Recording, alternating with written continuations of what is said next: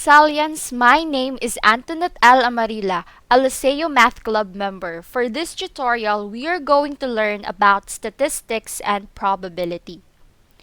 Constructing probability distribution.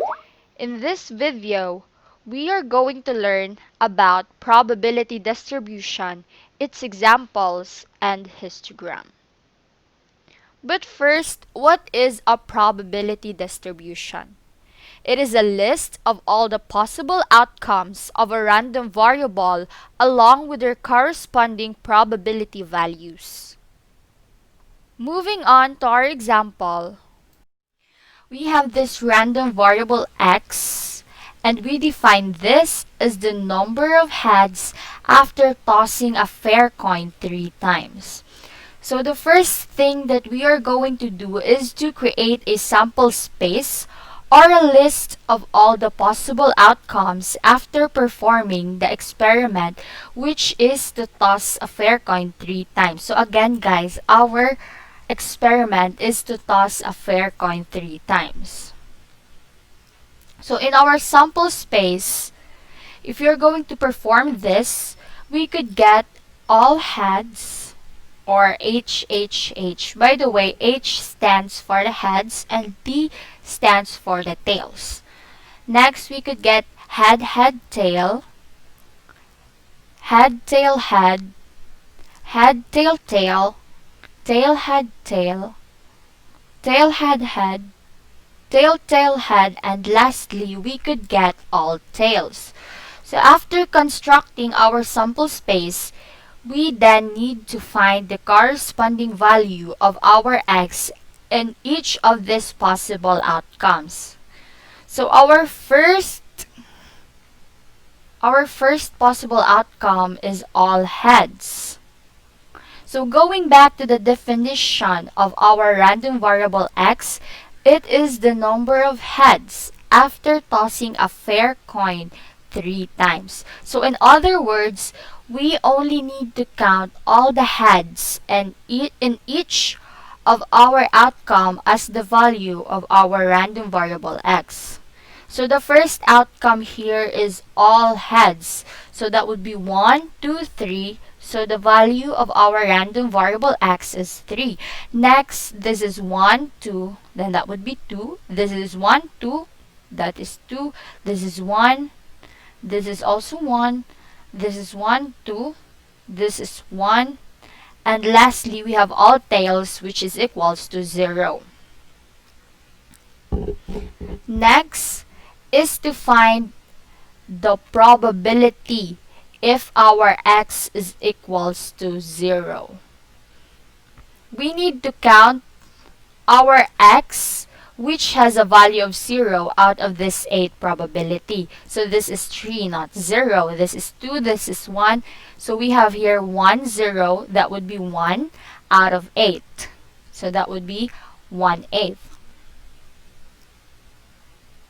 Next, what is the probability if our x is equals to 1? So again, we need to count our x which has a value of 1. So this is 1, 2, and 3. So this is 3 out of 8. That would be 3/8.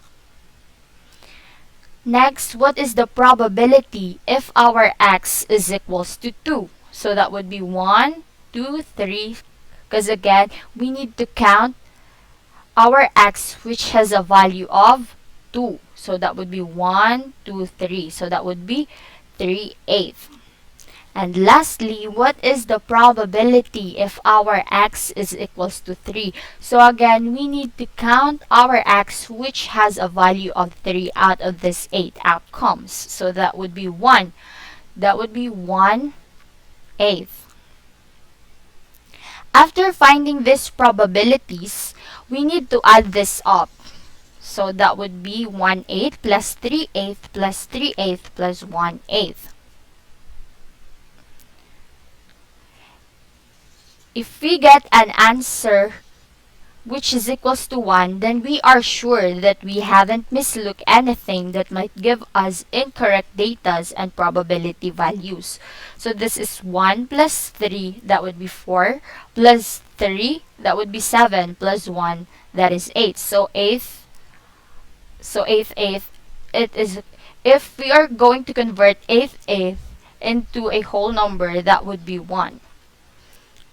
So in this way, we can make sure that the probability values that correspond our random variable is correct. So if you guys add your probability values and get an answer which is not equal to 1, you just might want to go back and recheck if you haven't missed anything. So after doing these steps, we can now easily plot this in our table, which show the different probability values of our random variable x. So in this part, guys, this is very easy because we only need to copy. So this is our x and this is the probability of our x. So if our x is equals to 0, then that would be 1/8. If our x is 1, that would be 3/8. Then 2, that would be also 3/8. And lastly 3, that is equals to 1/8. Moving on to the last part of our tutorial, that would be the histogram. So a histogram is a display of statistical information that uses rectangles to show the frequency of data items in successive numerical intervals of equal size. So this histogram is another way in plotting our probability distribution. This horizontal line, or the x-axis, this is where we plot our independent variable, and that is our random variable x. And in this vertical line, or the y-axis, this is where we plot our dependent variable, or our probability values. So some of you guys may ask, how can you identify which of the two is your dependent and independent variable? So in this case, or in our problem here, our dependent variable is the probability value, since we cannot identify its value without the random variable x. In short, the probability value may vary depending on the value of the random variable x. In x-axis, whatever changes may occur, this will remain as it is. And that's what makes the random variable independent. On the other hand, whatever changes may occur in our random variable x, the probability values will also change, and that's what makes it dependent. So after plotting these values, the 3, 8, 1, 8, the 0, 1, 2, 3, we then need to put the bars that will, or the rectangles that will correspond to our probability values. So we have here the random variable x, which is equals to 0. So going back to our table, the random variable x that is equals to 0 has a probability of 1 out of 8. So our bar will be this. Next, our random variable x equals to 1. So as you have remembered, that is equals to 3/8. Also, the 2 is equals to 3/8. And lastly, our 3 is equals to 1/8. So as you can observe, guys, this histogram is similar to a bar graph, but only that the bars of a bar graphs have spaces between. And as you can notice in our histogram, bars are located next to each one, leaving no space between. As you can see, guys, we are suffering from this pandemic, but we should not make this as a hindrance to learn, to read, to write, and to discover new things.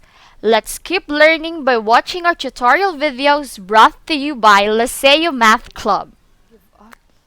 If you like our video, please give us a thumbs up and don't forget to subscribe. Thanks for watching!